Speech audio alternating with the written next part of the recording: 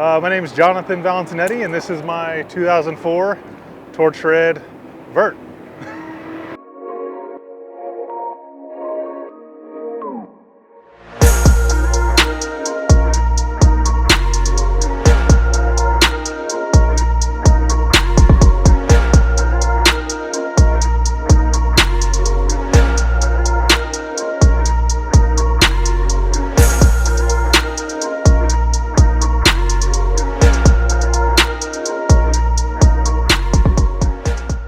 When I bought this car, I actually wasn't looking for a Terminator. I've always been a Mustang guy, but I had a Mach 1 previously, and this car came up for sale in Kansas, and there was a Mach 1 in Louisiana, so I figured I would go on a trip, go test drive some cars, and come back with something. I drove up to Kansas to take a look at this car. I didn't really like verts, and all my previous Mustangs have been hardtops, and I was like, oh, whatever, I'll go check it out. It was a good price, and test drove it, and I was like, this is it, I'm getting it. The car when I bought it was pretty stock. It had catback, X-pipe, and a ported blower, that was about it, and some springs. And since then, everything on this car has been taken apart and reworked multiple times over. We drove up there, back, and 7 hours each way, and rest is history, I guess. This car's seen a bunch of different iterations. It's, like I said, I bought it with a ported blower. Then I started doing little things, you know, it didn't even have a shifter on it. Started doing like little bolt-ons to it, but then, you know, all of us, we want more power, so I ended up going E85, going return system, then like a budget return, then put a bigger blower on it. So I had a VMP 2.3 on it at one point. Made 680 at that point. Started doing little other things, you know, cleaning up, deleting all the EGR stuff, and wire tucking, you know, little stuff here and there. Then we always want more power, so then came a Gen 3, and then it's funny, when I built that or put that on there, I ended up tapping valves all on the driver's side. So I had to pull the heads off. Ended up putting 96 cams in it because those give you a little bit more duration. And then after getting that car back together, I left the bottom end stock, put head studs in it, ended up making 780 on that, on E85, and then that lasted for quite a while.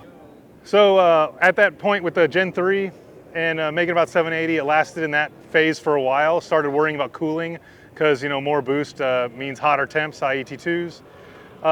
Ended up going to a trunk tank, throwing an EMP on it to try to cool stuff down. At that point, the only aftermarket intercooler was J2, and I just hadn't gone that route yet. And then I ended up spinning it really hard, putting about 31 pounds of boost through it, and putting a pinhole leak in the head gasket. So made over 800 with it, and then decided to build the motor. I was like, if I'm pulling it again, I'm building it.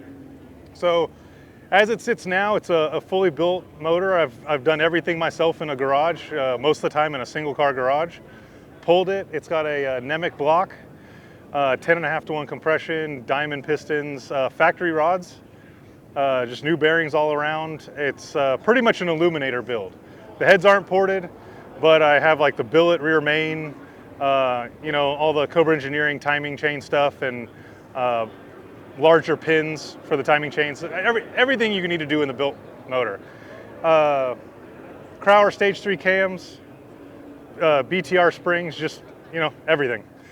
But once I did that, went and dynoed it. Now it makes 918, but I ended up failing the bearings in the Gen 3, so that now I'm on Gen 3R on it. So it's pretty much where it needs to be, and it's going to stay this way for a while, I think. There's not much to do left on it. It's pretty much just been suspension and maintenance, making it a more comfortable ride. Now I have a full BMR K-member, tubular A-arms. Let's see, Viking coilovers all front and rear. Pretty much everything you can do to the suspension. Stifler's full fit system. And it got to the point where I was getting bored, so I wanted to make it look better. So I wet sanded and buffed the entire paint, so there's no orange peel in it anymore. I did that over the winter. But everything on this car, every nut has been removed on it, aside from, I think, taking the seats out, or the front seats. Obvious next step since that, I went to an MS3 standalone with a digital dash, with a DD EFI digital dash.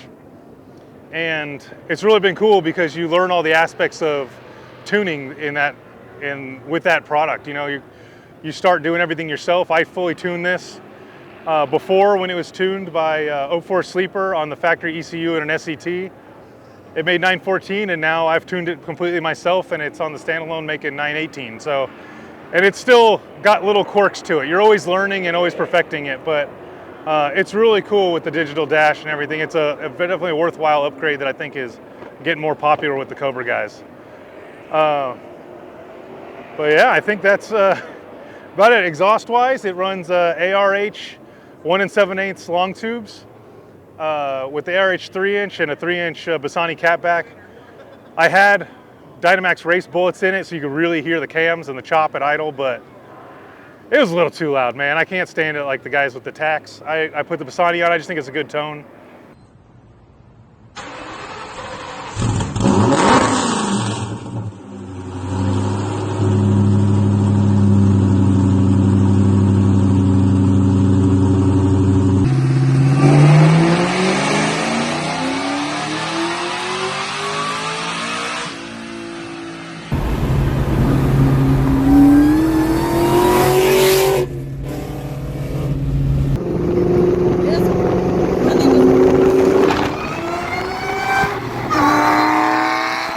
It also runs, as far as transmission stuff goes, I got an RXT with a Magnum in it.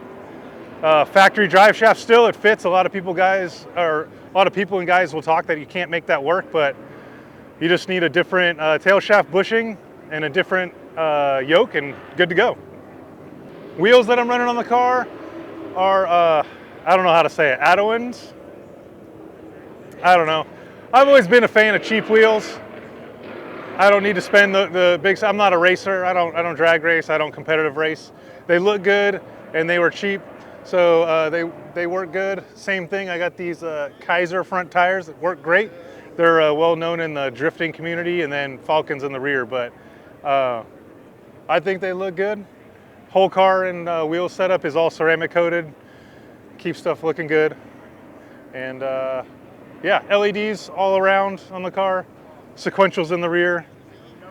Fronts, I run amber LEDs in the fogs to match. I didn't like the clear look in the front with the clear corners that a lot of people do. So I left the ambers and then turned the fogs amber as well to match. I think it looks pretty good on the torch red. But yeah, a lot of people don't like verts, but nothing better than gapping fools with the top down. And I think that's everything without getting into too much nitty gritty. Thanks for listening to me talk about my Cobra.